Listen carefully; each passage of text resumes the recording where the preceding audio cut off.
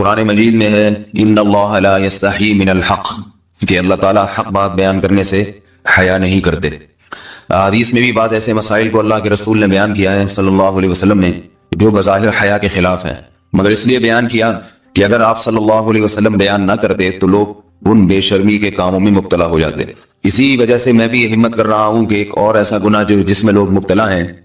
اور وہ ہے حیا کے خلاف، مگر ہے بہرحال شریعت کا مسئلہ اور لوگ اس میں گناہ میں مبتلا بھی ہیں، اس لیے بتانا ضروری ہے۔ وہ یہ ہے کہ لوگ شادی کے بعد بھی آج کی نوجوان نسل زوجہ سے، بیوی سے غیر فطری طریقے سے ہم بستری کرتے ہیں۔ انٹرنیٹ پہ بےہودہ فلمیں دیکھتے ہیں تو جو چیز انگریزوں کی دیکھ رہے ہیں کہ ان کے کلچر آہستہ آہستہ میڈیا کے ذریعے ہمارے معاشرے میں بھی آ رہا ہے۔ اللہ کے رسول صلی اللہ علیہ وسلم نے لعنت فرمائی ہے، ایک روایت میں ہے کہ اللہ اس کی طرف دیکھے گا نہیں کہ جو اپنی زوجہ سے پچھلے راستے سے ہم بستری کرے گا۔ یہ بیماری بھی، یہ گندگی بھی لوگوں میں پھیلتی جا رہی ہے، خاص طور پہ جن کو لڑکوں سے بدفعلی کی عادت پڑ جائے تو وہ زوجہ سے فطری راستے سے ہم بستری نہیں کرتے۔ اللہ نے فرمایا کہ نساؤکم حرث لکم، یہ تمہاری زوجات ہیں، بیویاں ہیں، یہ نسل بڑھانے کے لیے ہیں، تو اسی راستے میں انسان اپنی خواہش کو پوری کر سکتا ہے جس راستے سے نسل بڑھتی ہے۔ اس کے علاوہ کسی اور راستے سے اپنی خواہش کو پورا کرنا یہ حرام ہے، گناہ کبیرہ ہے، گندگی ہے۔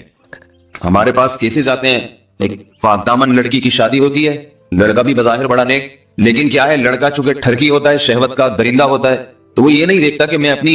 بری خواہش مٹانے کے لیے میں اپنی زوجہ کو غیر فطری طریقے پر مجبور کیسے کر سکتا ہوں، تو مجبور کرتا ہے پھر اپنی بیوی کو۔ اس میں جو عورتیں زیادہ پاک دامن نہیں ہو، نیک نہ ہو، یا ان کو یہ ڈر ہو کہ طلاق ہو گئی تو ہم کہاں جائیں گے، وہ پھر اپنے شوہر کے ساتھ اسی غیر فطری طریقے پر آمادہ ہو جاتی ہیں، اور اس کا عذاب اور اس کا وبال یہ ہوتا ہے کہ کچھ دنوں میں ان کو بھی اسی کی لت پڑ جاتی ہے۔ انسان جب بھی کوئی غیر فطری راستہ اختیار کرتا ہے، آخرت کا عذاب تو بعد میں، دنیا کا عذاب یہ آتا ہے کہ پھر اس کو لذت فطرت میں آتی نہیں ہے، تو جو راستہ اللہ نے رکھا اس میں اس کو لذت نہیں آئے گی، وہ گندگی میں ہی گھسنے کی کوشش کرے گا، اس کی بھی فطرت خراب ہو جاتی ہے، اور جس کے ساتھ یہ بدفعلی کی جائے اس کی بھی فطرت خراب ہو جاتی ہے، وہ بھی پھر کسی کے قابل نہیں رہتے۔ تو اپنے جان پر رحم کرنا چاہیے۔ ہم انسان ہیں، ہم درندے نہیں ہیں، ہم گھوڑے نہیں ہیں، ہم گدھے نہیں ہیں، ہم جانور نہیں ہیں، ہم انگریز نہیں ہیں۔ انگریز نے تو